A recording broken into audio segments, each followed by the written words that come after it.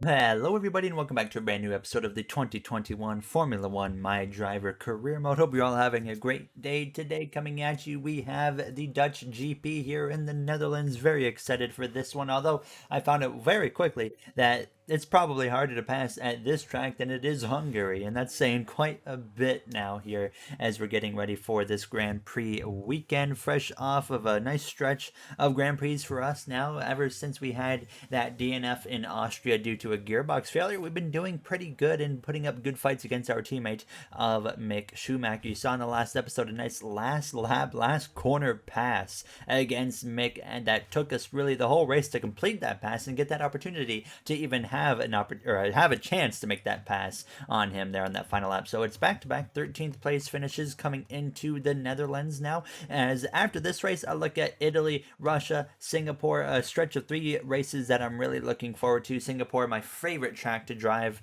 in the F1 games. I love that track so much and look forward to that race every single season. But we were coming into this race weekend, and shocker, we had rain in the forecast for qualifying. Not very rare that we see that here in this career mode so far in our rookie season. So just overall excited to get this one going because this is a track I have a very small amount of experience on. And once again, I found out in about Sector 2, the AI once again unbelievably fast through that sweeping right turn and whatnot. You'll see just how much faster the AI are than myself. But we come through into practice 1 here for the Dutch GP, just getting ready to get some experience under my belt because, like I said, I don't have much experience here. I ran 1 race overall on this track in Formula One 2020, and I didn't have the greatest experience here, so I was a little bit concerned, to be honest, coming into this race. So I didn't know what to expect. I was just hoping that we could at least be somewhat competitive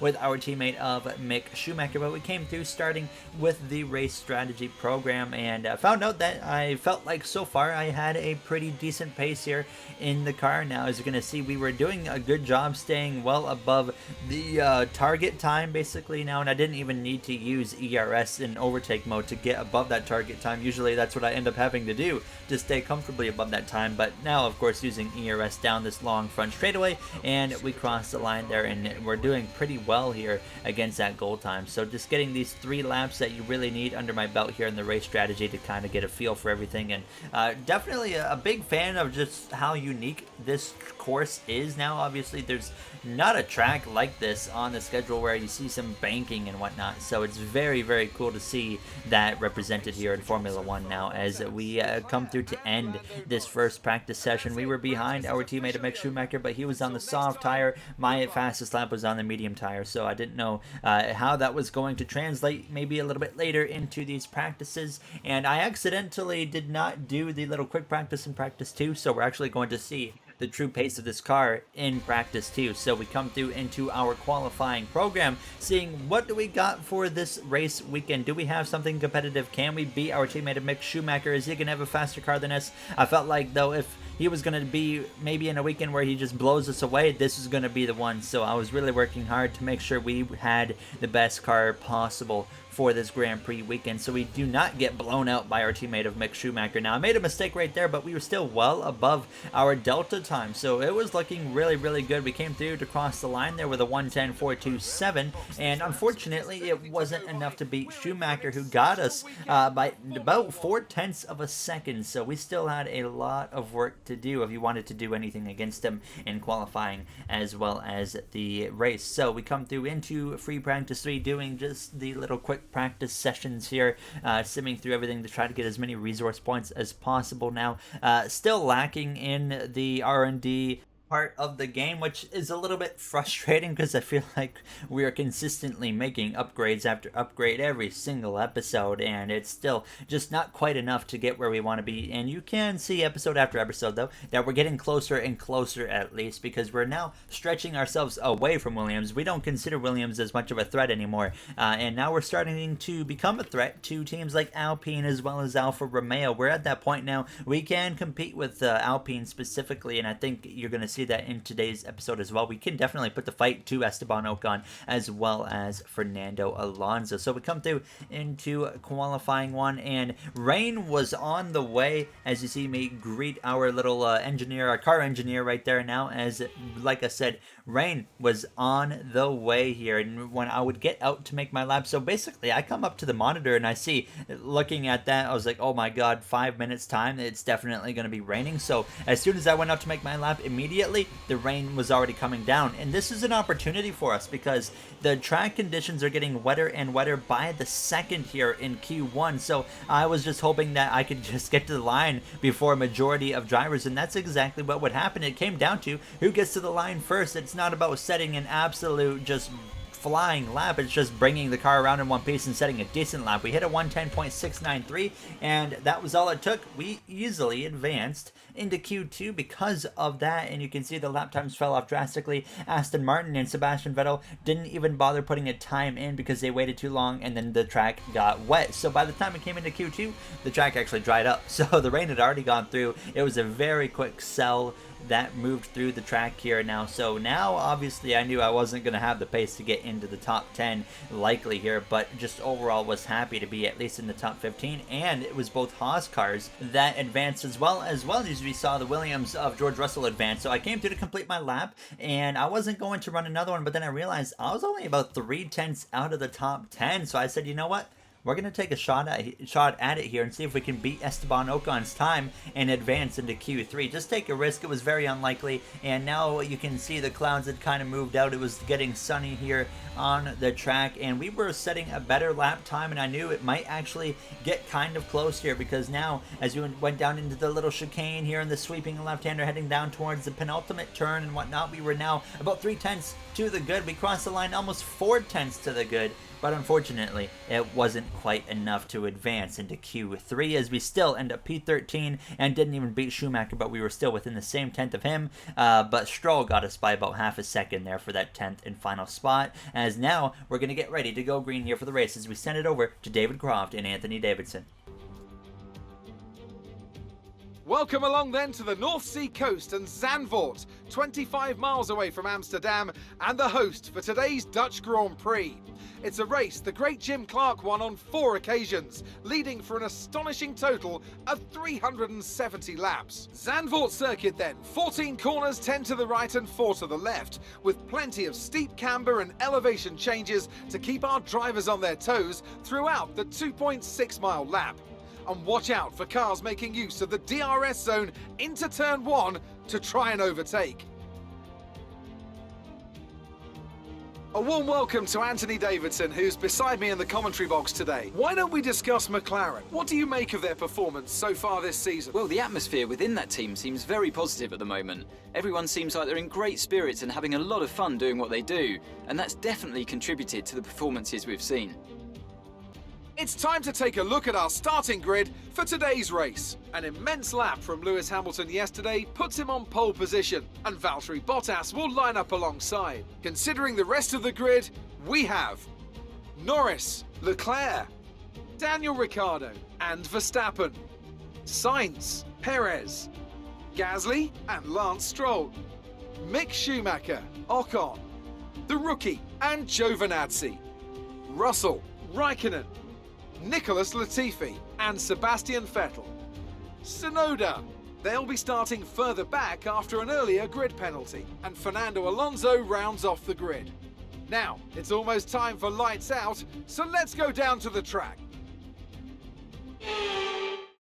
All right, there you have it, getting ready to grid up from P13. And like I said, this track here, I was surprised by how hard it is to pass, and you're going to notice that throughout this episode, and that's what made me so happy about being P13. I was confident we could stay here and maybe even do better than P13, just because it's nearly impossible for the AI to pass each other. So I was very surprised to see that. It's unfortunate, but it's really going to play into my advantage, I think, throughout this episode now as we get ready to take the grid. Lewis Hamilton has been on a tear recently here in our My Driver career mode. A win here in the Netherlands today could allow Lewis to take a commanding point lead here over his teammate at Mercedes. Valtteri Bottas at his 5 red lights in. The lights are out. Lewis Hamilton leads us off down towards turns 1. A great start of him. Bottas having to go defensive over the Ferrari of Charles Leclerc, who's 3 wide with the McLaren and his Ferrari teammate of Carlos Sainz. Ricardo there was in that little Ferrari sandwich and still is in that Ferrari sandwich there as they settle it out. But Norris now, as you can see by the way, has made a pass on Valtteri Bottas, as it was also close there for Leclerc,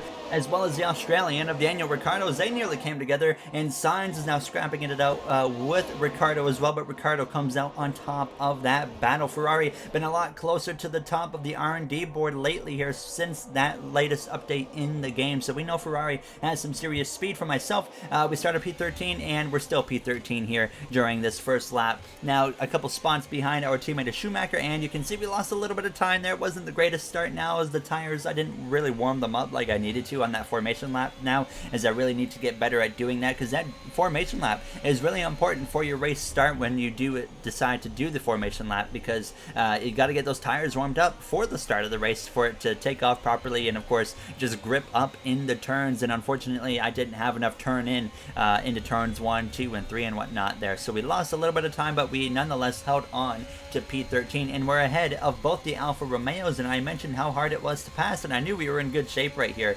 and now the goal was to try and run down the Alpine of Esteban Ocon. Now is just in front of him. We had our teammate Schumacher still just a few car lengths in front of him, so I was looking at some opportunities here to try and make a pass, and we come through to lap 3 and you can see how much the AI were faster than me through this section right here. And I guess this is just an F1 2021 wide issue now. We've seen this at other tracks like Austria in Sector 3, Britain in Sector 2, where the AI are just unbelievably faster than the player. And it's like they took the 2020 AI speeds into this game and didn't counter for the understeer that the player gets. So there you see a big save from myself on lap 4. We had finally gotten to that gearbox of Ocon, and then unfortunately had that issue. But now on lap 5, using that DRS, trying to show my nose into turns 1, but nothing that we can really do there on Ocon now, as we were 3 seconds ahead of Kimi Räikkönen in the Alfa Romeo and over 5 seconds ahead of Giovinazzi at this point here. So we were just driving away from those Alfa Romeo cars. Now Räikkönen did close the gap to about 2 seconds, so he had some decent pace there in the Alfa Romeo now, but Giovinazzi was now over 7 seconds behind us just a few laps later in this GP. Now as you see Ocon, he's got DRS to the back of Schumacher right here into the chicane, but not going to be enough there, as I nearly got into the back of Ocon now in the Alpine. So right here trying to set him up for a potential pass now, as I myself, even as a player, am having a tough time getting these passes complete now. But finally on lap 8 he goes defensive, Ocon does, and I lunge to the left hand side with the DRS as we go down into turns 1 side by side. A lock up there from Mick Schumacher, but that doesn't affect us at all as we get clear of Esteban Ocon there in the Alpine for the 12th position. Schumacher P11, and fortunately we're a lot closer than we were in Spa, and hopefully we won't have to wait till the last lap of the GP to get an opportunity to pass him, although I would have to wait a few more laps because of myself losing the back end right there out of that hairpin. But just trying to stay in front of Ocon now as we came through to lap 11, approaching lap 12. Look at the DRS advantage we have. Schumacher goes to the right, I go to the left. You saw an AlphaTauri and an Aston Martin in the pit lane. I know the AlphaTauri for sure was Pierre Gasly. I'm not sure who the Aston Martin was, either Vettel or Stroll, but we complete the pass on our Haas teammate of Mick Schumacher. A commanding pass right there. And I thought after this point I was just going to drive away from these two. We have really good pace in this car today, but surprisingly that wouldn't be the case. So we were now running in 9th place because of those two drivers that had come into the pit lane, and they were actually right behind us in the group with Kimi Räikkönen, who had run myself, Schumacher, and Ocon down, but they couldn't pass. So everybody that had pitted was at a huge disadvantage, because even with their fresh tires that were seconds faster per lap, they could not pass this group of cars. So we come through to lap 17 now, and I had pulled out about a second on Schumacher, but then he had closed it within another couple laps, and he was now only half a second back. So it was just kind of going back and forth between the gaps between us now as I try to break that slipstream down this run straightaway into turns 1. But we were getting closer and closer to our pit stop point now, and the guys in front of us, Verstappen, Perez, and beyond that with the Ferraris, McLarens, and Mercedes, they were already in pretty much well ahead enough to where they could pit and come out in front of us. Ocon had just come into the pit lane there at the end of lap 20, coming to lap 21, and that was something I was paying attention to because I know he has the pace to get out in front of us now. Is actually Kimi Räikkönen, the Alfa Romeo on lap 21, is going to be pulling off to the side of the course, and that is going to be a mechanical failure for him. So very unfortunate. The Alfa Romeo driver of Räikkönen, who's retiring at the end of the season, unfortunately comes to a halt here in the Netherlands and has a DNF now. As we come through to lap 24, the pit window had now opened. We were actually about 1.3 seconds ahead of Schumacher at this point, but before we come into the pit lane, just a quick update of what was going on around us.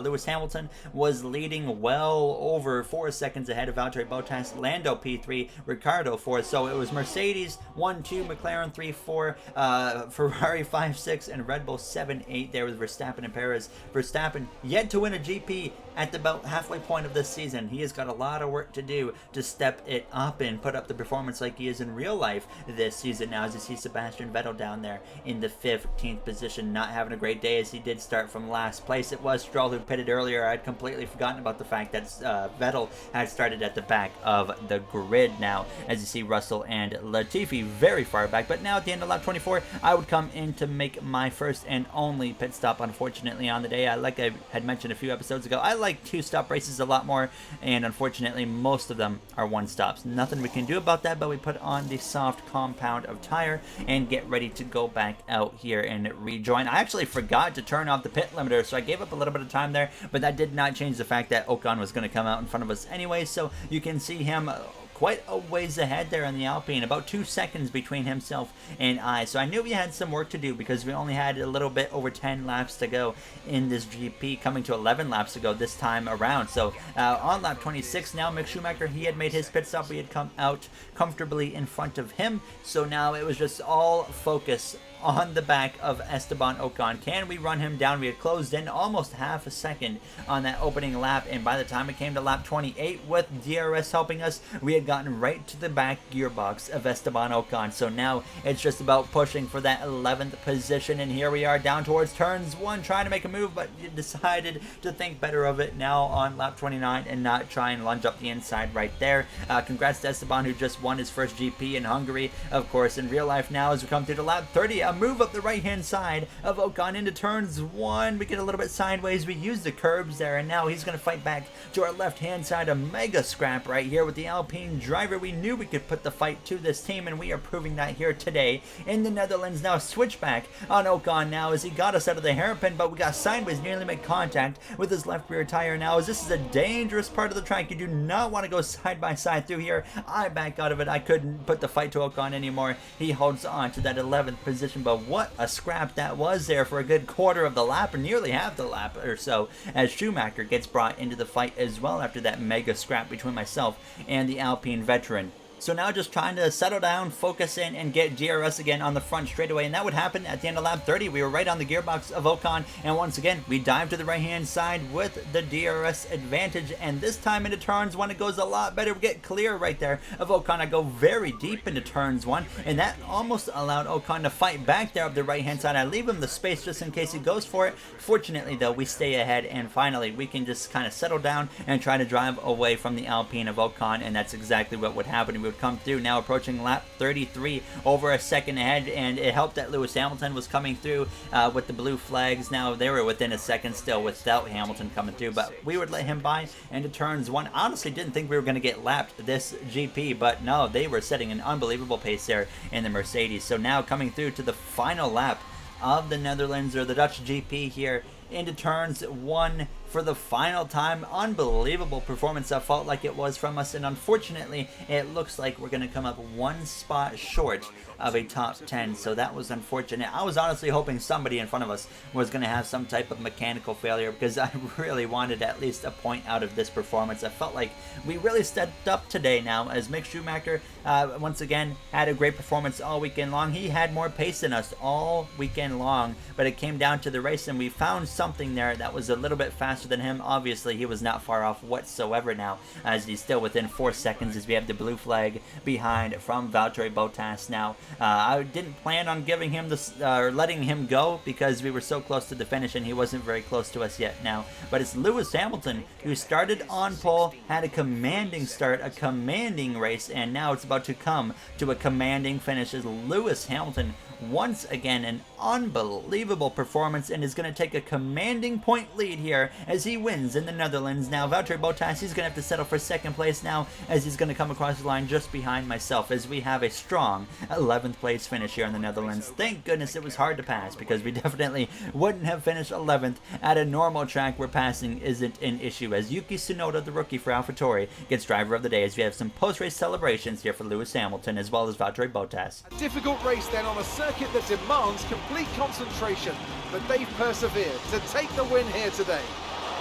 And talk to me, what do you think it was that sealed the win for them? Well, they certainly stood out as a driver with tons of confidence on the track. I think their ability to keep their cool, even during some of the more hectic parts of the race, meant they were able to capitalise on the mistakes of other drivers, giving them the opportunity to make their way to the top spot with ease.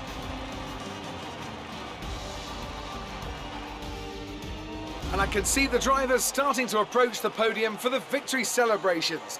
A real team victory today. Everybody played their part. Congratulations then to Mercedes, your race winners today.